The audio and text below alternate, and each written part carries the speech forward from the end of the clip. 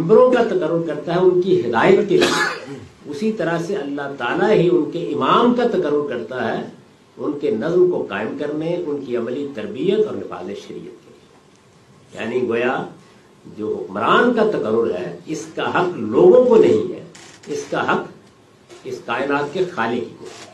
जिस तरह वो अंबिया का तकर्रुर करता रहा है, हमसे तो नहीं पूछता या हम पैगंबरों का इंतखाब नहीं करते, इसी तरीके से वो इमाम का भी तकर्रुर करता है। इमाम का तकर्रुर कैसे करता है? खुदा के रसूल के जरिए से करता है। यानी वो अपने रसूल से ये कहता है या अपने नबी से ये कहता है कि फलां शख्स को इमाम मुकर्रर कर दिया जाए। इस चीज को अवाम की सवाबदीद पर न छोड़ा जा सकता है और ना अवाम की सवाबदीद पर छोड़ के हम वो खैर पैदा कर सकते हैं जो होना चाहिए एक इमाम के तकर्रुर के नतीजे में। इस वजह से शिया इल्म कलाम में इमाम नुमाइंदा इलाही है और वो जो हुकूमत कायम करता है वो हुकूमत इलाही है, यानी वो खुदा की हुकूमत है, उसमें अवाम का तकर्रुर में कोई दखल नहीं होता। और इसकी फिर वो एक तरतीब बयान करते हैं कि रसूलुल्लाह सल्लल्लाहु अलैहि वसल्लम ने अपने बाद सैयदना अली रजी अल्लाह अन्हु को इमाम की हैसियत से मुकर्रर कर दिया। यानी अब हम कहाँ पहुंच गए? पहले उनके उसूल खमसा हमने समझे, उन उसूल खमसा के अंदर से चौथी चीज इमामत ज़ेर बहस है। तो इमामत के बारे में वो ये कह रहे हैं कि इमाम का तकर्रुर खुदा करेगा, जो हुकूमत वजूद में आएगी वो रिपब्लिक जमहूरिया नहीं होगी, वो हुकूमत इलाहिया होगी, डिवाइन गवर्नमेंट होगी। खुदा के कानून के मुताबिक खुदा की हिदायत में फैसले करेगी। जिस तरह से पैगंबर मासूम है, वो गलती नहीं कर सकता, इमाम भी गलती नहीं कर सकता। और इमाम की हैसियत से पहले इमाम का तकर्रुर खुद रिसालत मआब सल्लल्लाहु अलैहि वसल्लम ने किया। पहले इमाम का तकर्रुर जब रिसालत मआब सल्लल्लाहु अलैहि वसल्लम ने कर दिया तो हादसा क्या हुआ? हादसा ये हुआ कि सहाबा किराम ने इस फैसले को मानने से इनकार कर दिया।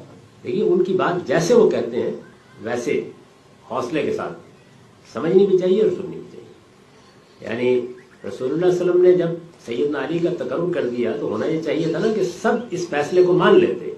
वो ये कहते हैं कि मानने से इनकार कर दिया। अब मैं थोड़ा सा रुक के आपसे ये पूछता हूँ कि अगर थोड़ी देर के लिए आप यहाँ बैठे हुए हैं, आप उस पहली बात पर कायल हो जाए। पहली बात क्या है कि इमाम का तकर्रुर लोग नहीं करेंगे, और बड़े कमी दलाइल से ये बात मालूम हो गई कि ये बात तो ठीक लगती है, इसलिए कि अगर इमाम का तकर्रुर लोग करेंगे तो अपने जैसे ही का तकर्रुर करें। यानी इस वक्त यही सूरत हाल है ना। हम जिस इमाम का तकर्रुर करते हैं इस वक्त पाकिस्तान में, मालूम है ना कैसा करते हैं। तो इमाम का तकर्रुर लोग करेंगे तो ऐसे ही करेंगे। इसका तकर्रुर करने का हक उनको होना ही नहीं चाहिए, क्योंकि ये तो खुदाई मामला है। अल्लाह की शरीयत नाफिज करनी है, लोगों की मजहबी तरबियत करनी है, उनको एक ख़ास मेयार पर कायम रखना है। इसलिए अल्लाह ने ये फैसला किया, कर दिया, और रिसालत मआब सल्लल्लाहु अलैहि वसल्लम के ज़रिए से इसका ऐलान कर दिया। अगर आप भी ये मानते हो तो जिन लोगों ने इस फैसले को नहीं माना उनके बारे में क्या राय करनी चाहिए? ठीक है ये बात।